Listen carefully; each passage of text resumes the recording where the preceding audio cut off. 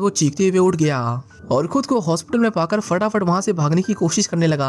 हालांकि उसका शरीर बहुत कमजोर था, इसलिए जमीन पर पैर रखते ही वो धड़ाम से नीचे गिर जाता है, जिससे आइलिन की नींद टूट जाती है। आइलिन उससे उसका नाम पूछती है, पर पता चलता है कि उसकी याददाश्त जा चुकी थी। उसे अपना नाम तो छोड़ो, वो कौन है, कहाँ से आया है और उसके साथ क्या हुआ उसे कुछ भी याद नहीं था। जब आइलिन ने उसका सीटी स्कैन किया तो पता चला कि उसके सर में कुछ लोहे के टुकड़े फंसे हुए हैं, जिन्हें निकालने के लिए उसे एक सर्जरी करवानी होगी। जब तक उन्हें निकाला नहीं जाता तब तक उसे कुछ याद नहीं आएगा। आइलिन उसे कहती है कि अब से तुम्हारा नाम इस्माइल है और जब तुम्हें सब याद आ जाएगा तब मैं तुम्हें तुम्हारे असली नाम से बुलाऊंगी। वो उसे रोमी से भी मिलवाती है जिसने उसकी जान बचाई थी। उसी रात हम कुछ गैंगस्टर्स को देखते हैं जो ली के जेल से भागने की खबर से बहुत परेशान थे। वो अपने लोगों के साथ एक जरूरी मीटिंग करते हैं ताकि वो ली को ठिकाने लगा सकें। पर तभी हाथ में नूडल्स का थैला लिए ली बड़े आराम से उन दोनों के पास आता है। उसे देखकर ऐसा लग रहा था कि मानो वो जेल से नहीं पिकनिक से लौटा हो। ली उन दोनों के सामने बैठकर खाना खाने लगा, पर तभी उनमें से एक जो उन गैंगस्टर्स का बॉस था कहता है कि सीधे मुद्दे पर आते हैं, मैं तुम्हें इस धंधे से निकाल रहा हूँ। हमने तुम्हारे साथ बिजनेस इसलिए किया क्योंकि यहाँ तुम्हारा डर था, एक रुतबा था, पर अब सब खत्म होते नजर आ रहा है। आज रात तुझे मारकर तेरी जगह हम ले लेंगे, फिर हमें कोई रोकने वाला नहीं रहेगा। पर उन्हें क्या पता था कि ली के सामने उनकी कोई औकात नहीं थी। उसकी बस एक इशारे पर उसके लोग वैन से बाहर निकलते हैं और बाहर खड़े उसके लोगों को मार डालते हैं। ये सब ली के ही ट्रेन किए हुए गुंडे थे, जिनसे लड़कर आज तक कोई भी जिंदा नहीं लौटा था। वहीं अंदर जब ली पर हमला होता है तो रीका नाम की एक लड़की उस पर हाथ उठाने वाले हर एक आदमी को काट डालती है। उसने अकेले उन सबको खत्म कर दिया और जब बाहर से उनकी मदद के लिए और कोई नहीं आया तो वो गैंगस्टर समझ गए कि अब उनका बचना मुश्किल है। उसने जैसे ही अपनी गन निकाली, ली ने चॉपस्टिक से उसके गले को चीरकर उसे मार डाला। उसके बगल में बैठे गैंगस्टर की तो डर के मारे पैंट गीली हो गई। वो बोलने लगा, मैं इस आदमी को नहीं जानता, ये मेरा बॉस नहीं है।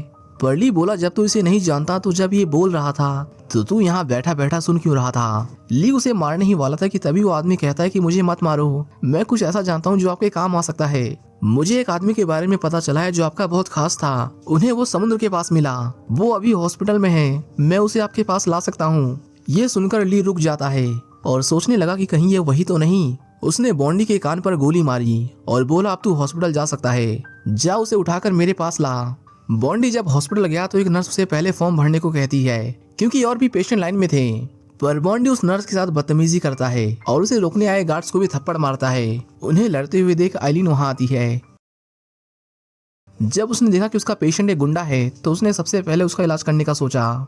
जब आइलिन उसे दवा लगा रही थी तभी बॉन्डी उसे उस आदमी के बारे में पूछता है जो उन्हें समुद्र के पास मिला था। हालांकि आइलिन जानबूझकर ऐसे किसी आदमी के बारे में पता होने से मना कर देती है, जिसके बाद बॉन्डी को गुस्सा आ जाता है और वो डॉक्टर के साथ भी बदतमीजी करने लगता है। उसे गलत ढंग से छूकर तो उसने हद ही पार कर दी, जिसके बाद आइलिन उसे सिक्योरिटी को बुलाने की धमकी देती है। पर बॉन्डी जानता था कि अंदर कोई नहीं आएगा, इसलिए वो और बदतमीजी करने लगता है। पर तभी वहाँ इस्माइल आ गया और उसने उसकी उंगलियां तोड़ दी।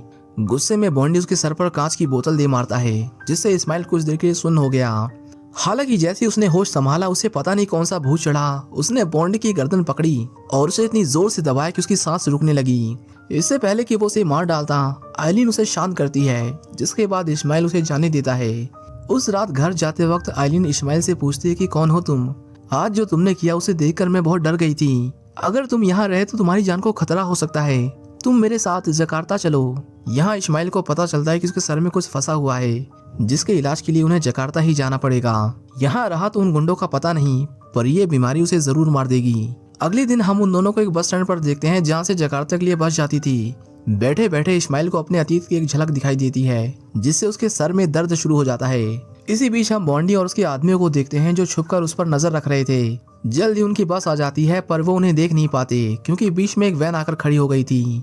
इसके बाद वो सब उस बस का पीछा करते हैं, पर उन्हें जरा भी आइडिया नहीं था कि इस्माइल उस बस में नहीं है, क्योंकि वो बस में चढ़ा ही नहीं था। रास्ते में एक गाड़ी को खड़ा देख ड्राइवर को मजबूरन बस को रोकना पड़ता है, पर जैसे ही उसने ऐसा किया कुछ गुंडे बस में घुसकर उसे गोलियों से भून देते हैं। इसके बाद वो अब्दी को बाहर आने को कहते हैं, पर जल्दी उन्हें पता चला कि वहाँ इस नाम का कोई शख्स नहीं था। सबूत मिटाने के लिए वो बस में बैठे सभी लोगों को गोली मार देते हैं। आइलिन जो बहुत डरी हुई थी वो मदद के लिए इस्माइल को फोन करती है, पर तब तक वो गुंडे बस में मौजूद हर एक आदमी, औरत और यहाँ तक कि बच्चों को भी मार देते हैं। आखिर में सिर्फ आइलिन और एक छोटी बच्ची ही बची थी। उन्होंने आइलिन से अब्दी के बारे में पूछा, पर उस बेचारी को कुछ नहीं पता था, जिसके बाद उन लोगों ने उसे बहुत मारा। उधर इस्माइल रोमी के साथ उस बस का पीछा करता है। जब उसने बस को सुनसान सड़क पर खड़ी देखा तो वो दौड़कर अंदर गया और पाया कि सब लोग मर चुके थे। उसने एक लाश को ठीक से देखा पर कहीं भी आइलीन नहीं थी। उसे वहाँ आइलीन का चश्मा मिला, पर इससे पहले वो कुछ समझ पाता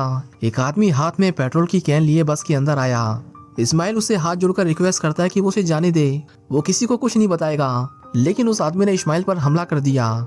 दोनों में फाइट होती है जिसमें इस्माइल को उसके हाथ तोड़ने पड़े, पर इतना काफी नहीं था क्योंकि पीछे से एक और आदमी उस पर पेट्रोल छिड़क देता है। उसने इस्माइल को जिंदा जलाने के लिए एक लाइटर बाहर निकाला, पर इस्माइल ने उसके पैर तोड़ दिए। वो फूंक मारकर लाइटर की आग को बुझाने की कोशिश करता है, पर तभी एक और आदमी उसकी जान के पीछे पड़ गया।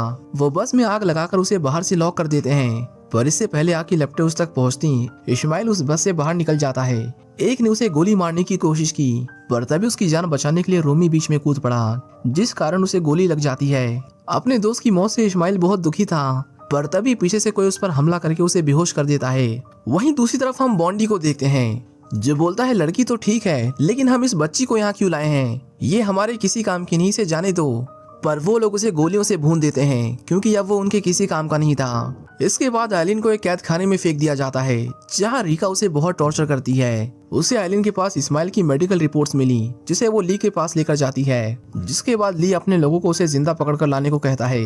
वहीं दूसरी ओर जब इस्माइल की आंख खुली तो वो खुद को पुलिस स्टेशन में पाता है। पुलिस वाला उस पर बहुत गुस्सा था क्योंकि उसे लगा कि बस में सभी लोगों को उसी ने मारा है। हालांकि इस्माइल बार बार खुद को बेगुनाह साबित करने में लगा हुआ था। जिसके बाद उस पुलिस वाले ने उसके सामने एक फाइल रखी और उसे ली की फोटो दिखाते हुए बोला, जानता है ये कौन है? पर इस्माइल की याददाश्त जा चुकी थी, जिस वजह से उसे कुछ याद नहीं आता। इसके बाद उस पुलिस वाले ने उसे एक और तस्वीर दिखाई, जिसमें हम इस्माइल और ली को साथ बैठा देखते हैं। इससे पहले वो बता पाता कि वो कौन है और ली के साथ उसका रिश्ता क्या है, अचानक पुलिस स्टेशन की लाइट चली जाती है। पुलिस वाला समझ गया कि कुछ तो गड़बड़ है, इसलिए वो चेक करने के लिए बाहर गया। पर जैसे ही वो देखने के लिए खिड़की से बाहर झांकता है, दूसरी ओर खड़ा आदमी अपने धारदार ब्लेड से उसका मुंह फाड़ देता है। इसके बाद वो अंदर आया और इस्माइल पर हमला कर दिया। उसके हाथ टेबल से बंधे हुए थे, इसलिए वो बेचारा भाग नहीं पाता। पर अगर वो हार मानता तो उसे जान से हाथ धोना पड़ता, इसलिए उसे जो बन पड़ा उसने किया और आखिर में उसने उस हमलावर को मार डाला।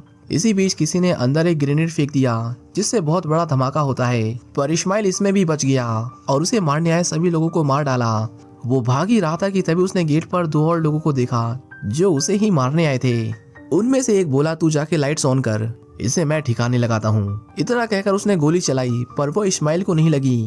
इस्माइल दबे पांव उसके पीछे से हमला करने की सोचता है, पर तभी लाइट्स आ गई और वो पकड़ा गया। दोनों के बीच गन को पाने के लिए बहुत खतरनाक झड़प होती है, पर आखिर में वो आदमी गन छीन लेता है। उससे बचने के लिए इस्माइल टेबल के नीचे छुप गया। जल्द उसकी गोलियां खत्म हो जाती हैं और इससे पहले वो उन्हें लोड कर पाता, इस्माइल ने फिर से उस पर हमला कर दिया। उससे बहुत मार खाने के बाद आखिर में वो अपने दिमाग का इस्तेमाल करता है और उसे गोली मार देता है। जब उस दूसरे आदमी ने अपने भाई जैसे दोस्त की लाश देखी तो वो गुस्से से मानो पागल ही हो गया। दोनों में बहुत फाइट होती है और वो आदमी इस्माइल की गर्दन पकड़कर उसकी सांस रोक देता है, पर उसने भी हार नहीं मानी और उस पर एक के बाद एक मुक्कों की बारिश करता रहा।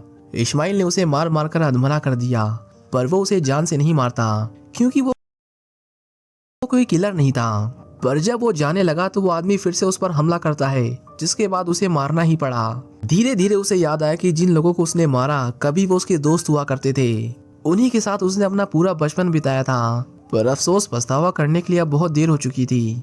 वहीं दूसरी ओर हम आइलीन को देखते हैं, जो अपने पास एक नुकीली कैंची छुपा लेती है। कुछ देर बाद वहाँ ली आया और बोला, तो तुम ही हो जिसने आब्दी की जान बचाई। उसने अपने लोगों को फोन किया और कहा कि उसे मत मारना, पर उसके पैरों तले जमीन खिसक जाती है जब उसे पता चलता है कि फोन आब्दी ने उठाया है और उसे सब याद भी आ गया था। उसने गुस्से में आइलीन की गर्दन दबोच ली और कहा, जल्दी से यहाँ आ जा वरना ये लड़की मारी जाएगी।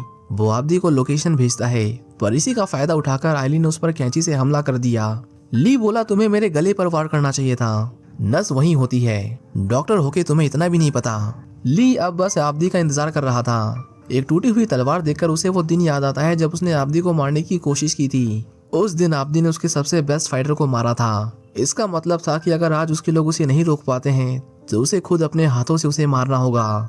इसी बीच आब्दी उन्हें ढूंढते हुए एक जंगल में पहुंचता है। वहाँ उसे एक गहरा कुआं मिला, जिसे देखकर उसकी एक दर्दनाक याद ताजा हो जाती है।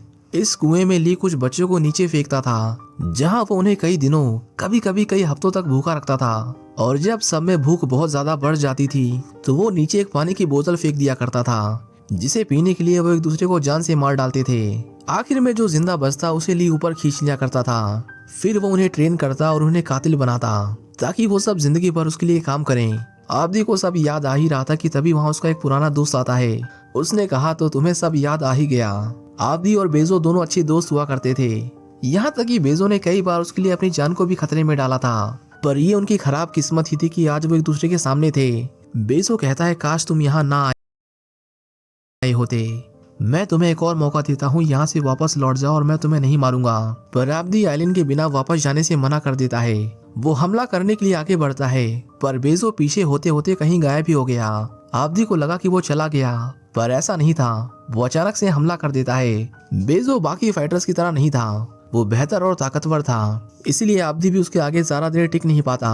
वो उसे हमला करने का मौका ही नहीं देता और बस उसे मारता ही रहता है, जिससे आब्दी को बहुत गहरी चोटें आती हैं। आखिर में बहुत मार खाने के बाद आब्दी उसे एक जोर का पंच मारता है जिसे बेजो सह नहीं पाता। हम देखते हैं कि उसके मुंह से खून बहने लगता है, जिसके बाद वो चुपचाप वहां से चला जाता है।